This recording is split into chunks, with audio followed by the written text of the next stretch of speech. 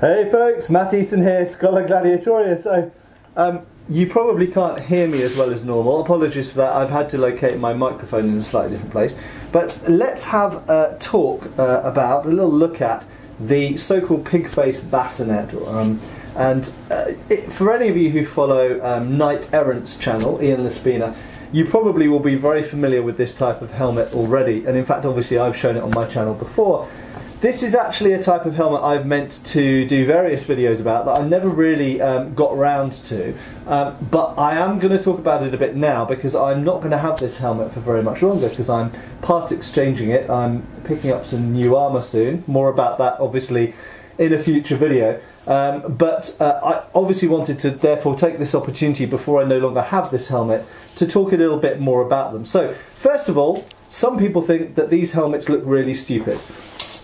Obviously, they have a very characteristic look to them, and they also have to. It has to be said that they weren't in use for a short period of time, but they weren't in use perhaps as early as they're sometimes represented in modern books on armour or the 100 Years' War or so on.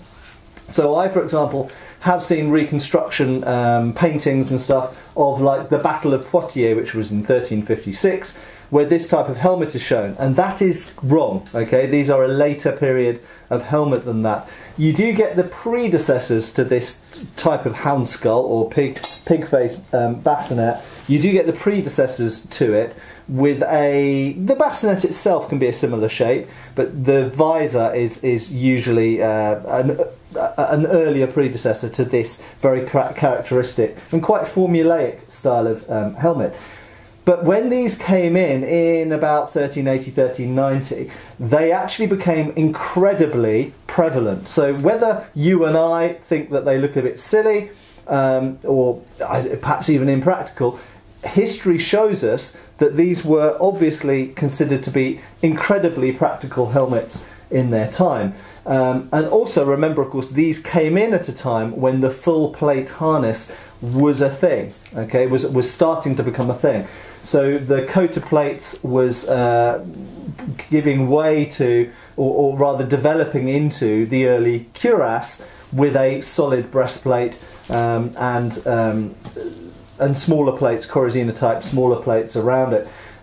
Full plate arms and legs, certainly in a lot of Europe, if not universally. There were still some people wearing predominantly mail on the arms, for example. But by and large, this is the period in which the sort of 1380s, 1390s, where full plate harness was a more universal thing.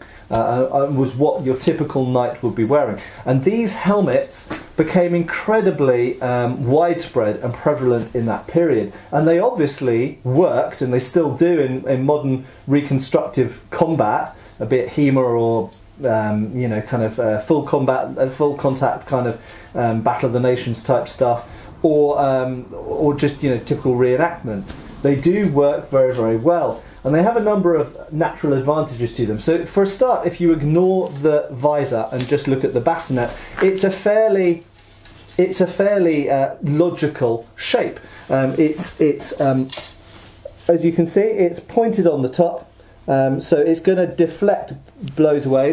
In fact, you do get some that are obviously more rounded. You do get some which are more onion-topped or pointy, which are sometimes described as being French, although that's up for debate whether that was, they may be more popular in France, but whether it was a French design we don't know. But so some are more pointy, some are more rounded, and that varies a bit with area and with time. But generally speaking, it's a deflective shape, quite bullet shaped, it has to be said, and they're relatively large. So they evolved out of the Bascinet, probably out of the Chevalier, a type of rounded skull shaped helmet which went underneath the great helm.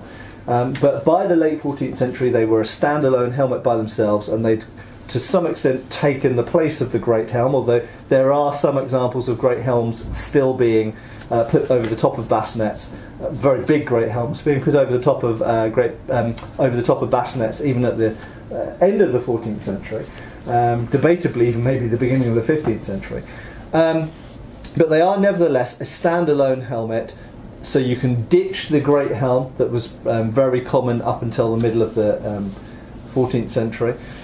And they're very, very protective, as you can see. Now, one thing I'm going to talk about for a second is this, the Aventail. Okay, so the Aventail is very, very important and is actually somewhat underappreciated. So I remember when I was a teenager and looking at reenactment armour and reenactors and seeing, you know, their kit.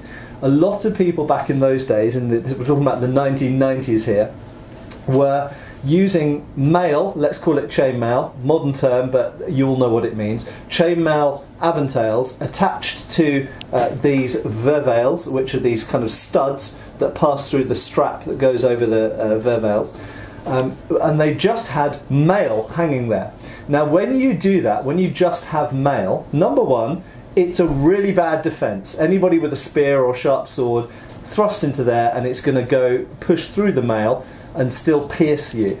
If it breaks the mail, then you're going to be dead as well, but it can nevertheless, even without piercing, even without breaking the mail, stab you through here. But of course most reenactors in the 1990s weren't stabbing each other in the neck with sharp swords, luckily, so therefore this wasn't a problem for them. And therefore the mail just hung there almost with a decorative purpose. But not only, firstly, does it not work protectively if you don't have the padding underneath, and I'll talk about the padding in a second, but in addition to that, it doesn't have the correct shape. Now you'll notice this makes, with the tailored, padded, layered linen garment underneath, it's essentially gambeson-like, it forms this cone, almost a kind of like curved edged cone, and this is exactly what we see in the monumental, so funeral effigies, brasses, and also in period artwork. We see this quite solid looking mail, sort of hanging mail all around that has body to it, it has volume, and it doesn't fall in folds, it looks full and almost flat surfaced. And if you don't have that underneath, if you just have the mail or chainmail, then it hangs in a horrible messy way with all folds and everything else, so it doesn't look right, which by itself isn't necessarily a problem, it not looking right, but the reason it doesn't look right is because it doesn't have the padding underneath, which doesn't give it that volume and that stiffness and the protective layer, and therefore it doesn't work well either. So given that we've got a solid steel, and this goes all the way down to the nape of my neck, so if I bend my head back there, I can look straight up, but I can't bend my head any further back than that because the back of the helmet reaches my spine essentially, although it's got lots of padding there, so it's not a painful problem. So it protects all around the sides, leaving only a little window here, and also very importantly, you will notice, and this is actually not particularly high, some of them come like this a lot higher, you'll notice that the Aventail, and some of them join much higher up here as well and come right around here. So really all you're left with is a little window for the face, just enough for your mouth to talk and breathe, your nose and your eyes, okay? So a lot of reconstruction bascinets get this wrong, and they have an opening that's too big, and this gapes down and hangs here, which is rubbish because it gains access to thrusts coming in here that potentially come underneath the visor when the visor's closed. So what you want to have happen is much like a later bever with a sallet, the male Aventail, you want it to come up high enough that when the visor is down, there's a big overlap. Okay? So things coming upwards can't easily get into the face hole. But now let's talk about the visor for a second. So it's very obvious, as you can see, that this visor is designed for maximum deflection. What was it designed for deflection from?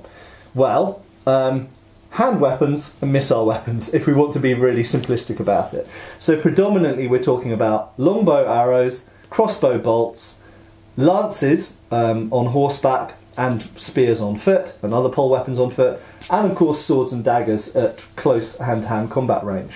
Okay.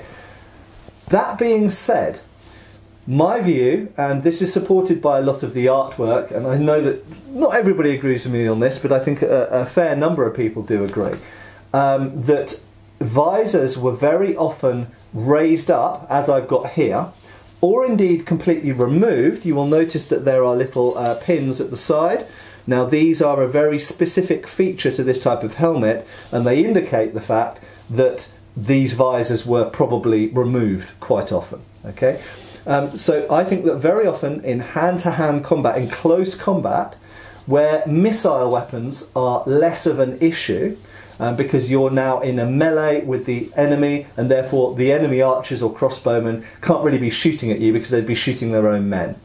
So at very close range, I believe that there's quite a lot of evidence to suggest that visors were lifted up and kept up, or indeed completely removed. Okay. Now why would you do that? Well, quite simply, with the visor down, I can see and I can breathe. I can see not fantastically, but I can see okay. I can see okay enough to ride towards someone and attempt to hit them with my lance. I can see well enough for basic hand combat, hand-to-hand combat, close combat, and I can see enough to advance, to march, and to go towards the enemy and see how things are moving and keep in line and that kind of stuff. So the basic soldier functions or knightly functions I can do. But in close combat, when I've got a sword, amazingly I don't have a sword to hand, but in close combat, when I've got a sword or a spear or a poleaxe in close combat, there is a trade-off, and I've spoken about this in previous videos, and I know other people like Ian Laspina have as well. There is a trade-off between literal protectiveness, i.e. having your face completely covered, or almost utterly covered if you ignore the eye slots and things like that. There is a trade-off between that and being able to see and breathe, okay? And if you're fighting, it's exhausting, it's hot, you can't hear very well, there's lots of noise going on, you've got a helmet on your head, you don't have any ear holes there, your ears are covered up, you might be being hit on the head and this kind of stuff. But being able to talk, communicate to your buddies around you, to see by obviously moving your eyeballs, moving your head, to see everything like this, is very, very valuable, okay? And if you're fighting in close, it doesn't really matter whether you're fighting at maybe spear range or whether you're fighting at wrestling and dagger range. If you're fighting that close in, being able to see what the opponent's doing and grab their arm and try and put them in an arm lock, or grabbing their sword so that you can jam your sword into their armpit or whatever, all of these things are made easier by having the face open, as well as being able to breathe and talk and all of that stuff. So sight, sound and breath, air, incredibly important. So there is very obviously a trade-off, and even later in the era when we see salets taking over, for example, and forms of barboot and things like this, and you see kettle helmets which don't have any face protection, you can see that later there was very often this conscious decision to keep your face open, even though it made you more vulnerable to arrows and things like this, and someone attacking you that you didn't see and stabbing you in the face. It makes you more vulnerable, but the trade-off is worth it. So, the visor, the first thing I suppose I want to say about the visor is that the visor in close combat would very often be raised or removed. And as mentioned, you've got these little removable pins either side here, so that you can, either you or your squire or anyone else can yank those pins off and literally just chuck the visor on the floor. You can go and find it again later. And very often in historical artwork we see people wearing these types of bascinets with the mounting points, with the sort of hinges on the side, so they're clearly bascinets that have a visor, and the visors have been removed. So even artists at the time knew that this was a thing. Nevertheless, these were worn point down in close combat sometimes. You would have probably in a tournament setting, if you were fighting poleaxes in a tournament, you would have had the visor down. That's a different kind of situation. You're fighting one-on-one. You're not going to be attacked by other people from the side. You don't necessarily need to talk or communicate to fellow soldiers and this kind of stuff. And of course it's a friendly combat where maximum protectiveness and minimum risk of injury are high on the agenda. But this type of pointed visor, the Hounskull, unfortunately it's difficult for me to put the visor down and talk and you'll be able to hear me at the same time. But you will see, I'll talk loudly and hopefully that will help. You will see that it is very, very deflective in general. So anything coming into it will be deflected away.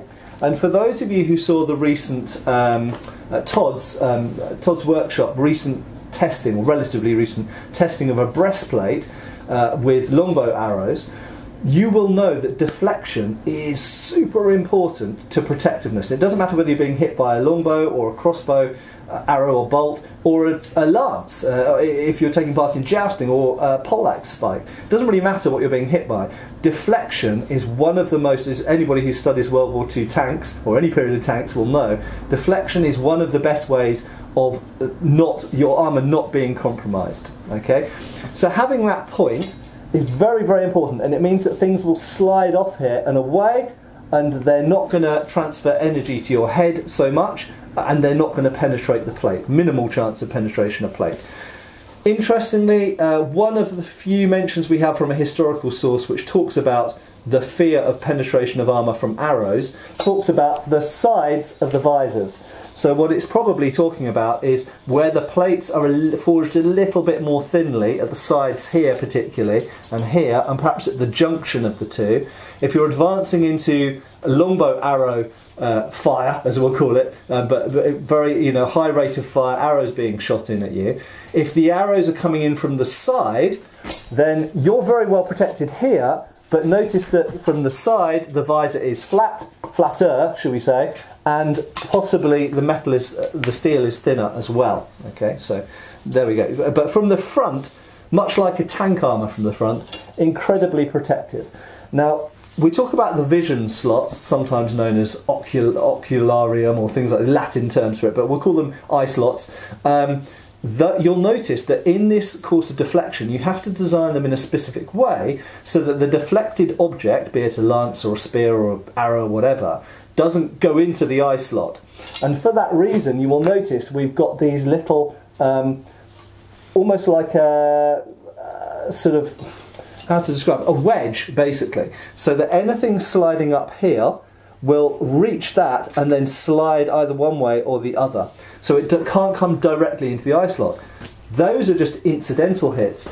In terms of deliberate hits, so this is obviously if we're fighting, say we're fighting half sword or with spears or poleaxes, close combat, if we have the visor down and we've decided not to have our face open and just use our added senses to be able to be a better fighter, if we've decided to put the visor down and someone's deliberately targeting this slot, it makes it very difficult to get the point into the slot, because if we're a millimetre too high or a millimetre too low, you're going to slide away from that slot.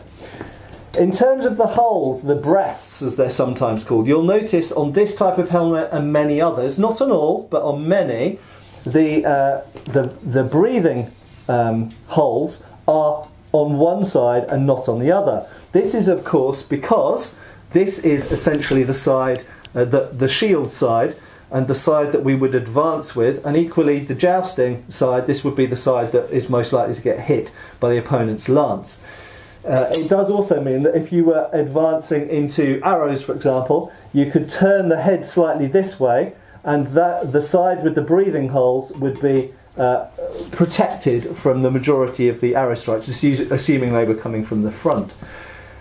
That being said, you do find that, again, it's all weighing up, it's all compromise. You do sometimes find that these breathing holes are on both sides, and sometimes there's fewer of them, so they put them on both sides, but they maybe put a circle of them and things like this. And then lastly, we do have this added feature down here, which is something which is it's not unique to these type of bascinets, but it is quite notable for them, and it does look like a mouth.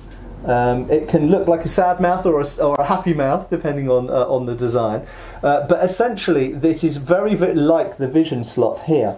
Now, I personally think, so this would often be described as a breath, and I do think that getting air, fresh air in, is very, very important.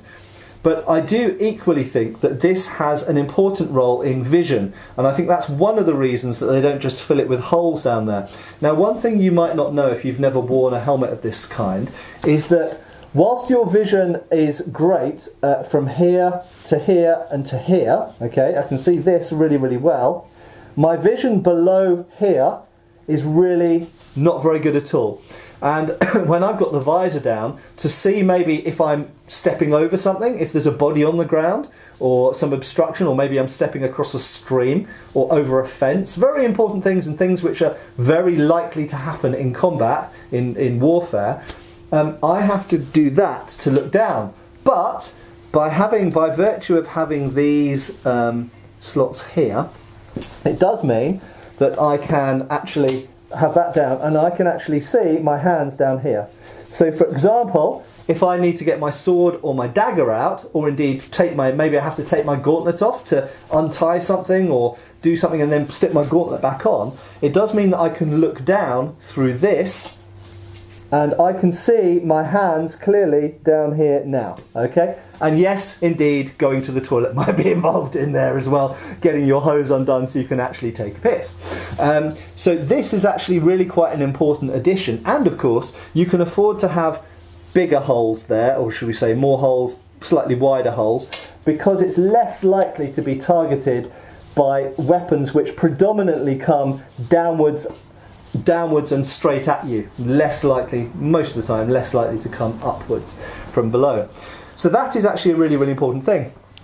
Additionally, and this is very, very speculative, and I haven't heard anyone suggest this theory before, if you are the kind of person who wants to do things with their visor up, because then you can breathe and see and hear and talk better, then actually you can have a compromise whereby you put it down to there, and you're now protected. Really, most of your face is protected, but you can actually look through here without looking through the so-called eye holes up here. You can look through the ones there, and that gives you the ability to look directly at the enemy if arrows and other things might be coming downwards at this trajectory, and still be almost entirely protected. So it could be, very speculative, it could be a additional sort of setting for your visor, so it could, rather than just open or closed, you've also got half open or half closed.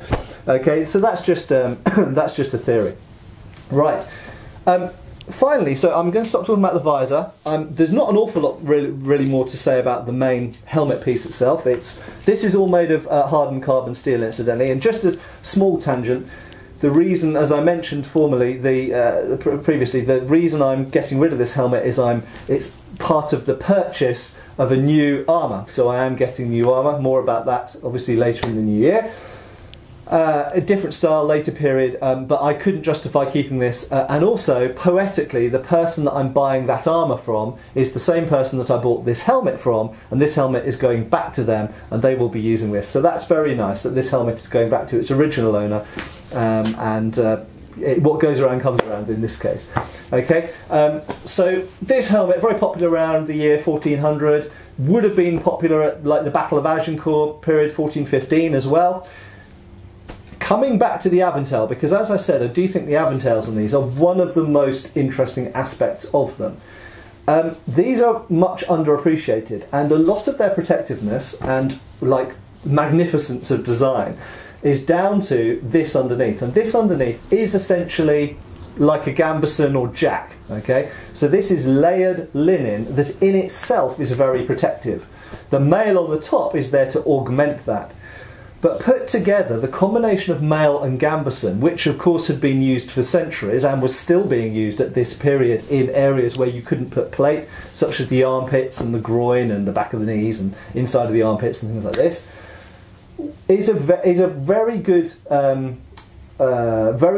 sort of protective device or solution that enables you to have full movement and ability to move the head around wherever you like. Okay. However, around the time of, well, between about 1400, so we say this helmet came in about 1380-ish. Between about 1400, 1405, 1410 and through to about 1420, these started to be augmented, that is, plates added to them, like essentially bever plates, and ultimately replaced. And we find, for example, the Great Bascinet, which is what these sort of evolved into, with first of all the addition of plates to the Aventail, and then replacing the Aventail with plate defences. That comes at a cost. Obviously the benefit is it's way more protective against things like lances. So imagine wearing this type of helmet, which was very, very popular between about 1380 and 1420, in a joust, for example, or indeed, with real lances on horseback. Imagine catching the opponent's lance below the visor there, okay? The results are going to be horrible. Whilst this is very protective, it is not going to protect you very well against something like the spike of a polearm with a good committed stab from a poleaxe, for example, or indeed from a lance, pointed lance strike, or perhaps even a coronel blunt lance strike. And it will protect you fairly well against things like longsword in half-swording and daggers and stuff like this most of the time. But against arrows as well, it's definitely a weak point. So that's an important thing when we're talking about the Battle of Agincourt, which gets talked about so much. But when we're looking at trying to penetrate plate, yeah, of course, longbow arrows are not going to go through hardened steel plate like a helmet or a breastplate most of the time. That's just a fact. They're rarely, if ever, going to go through a hardened, thick steel plate like a breastplate or a helmet. But they don't need to, and this is one of the points I've made in so many videos now. If you've got the best helmet of the day, this steel can be as good as you like, but if the arrow strikes there, as we saw in Todd's video, if the arrow misses the plate and hits the mail and the gambeson, or the linen, layered linen, then it stands a very good chance of going through, certainly at close range, close to medium range. So the fact is you can't put plate everywhere on your body, there are gaps. So this developed into the great bassinet, and you might think, well, why didn't just everyone have great bassinets? Well, again, the problem with the great bassinet is it becomes more immobile, it becomes heavier, less flexible. So there's always a cost to, when you add something, you lose something else. So to conclude, these were, for a period, really universally popular helmets all over Europe, from Spain to England and Scandinavia down to Italy, and even worn, down in the Byzantine Empire, and even worn on the real edges of Europe as well. In fact, there is a great bassinet actually which turned up in the Sudan in the 19th century. So possibly these were even traded to areas outside of Europe as well. But they were very, very versatile and well designed. Obviously, such a much loved design that was so effective that it was adopted very rapidly and spread all over Europe, and was the predominant knightly helmet type for about 40-50 years. So they're great things, but they were in their time superseded by other helmets like the Sallet and the Armet. So I'm going to finish up there. This is probably the last video you'll ever see this helmet in, so goodbye to this this bassinet, pig-faced bassinet, or Hounskull sometimes known. I'm sorry that I didn't get to do more videos with this, but I can obviously, with the use of pictures and stuff, talk more about these in the future. If you've got any personal experience of these or any other thoughts you want to share, feel free to post below in the comments section. Give me a like and a subscribe if you haven't done already, and I'll see you really soon for another video. Might be another armour related video, and I'll be talking a little bit more about this helmet on the Patreon channel as well, where I do some extra videos, 3 extra videos a month. Thanks for watching, and I'll see you guys soon. Cheers folks! Thanks for watching. We've got extra videos on Patreon. Please give our Facebook a like and subscribe if you haven't already. Cheers folks!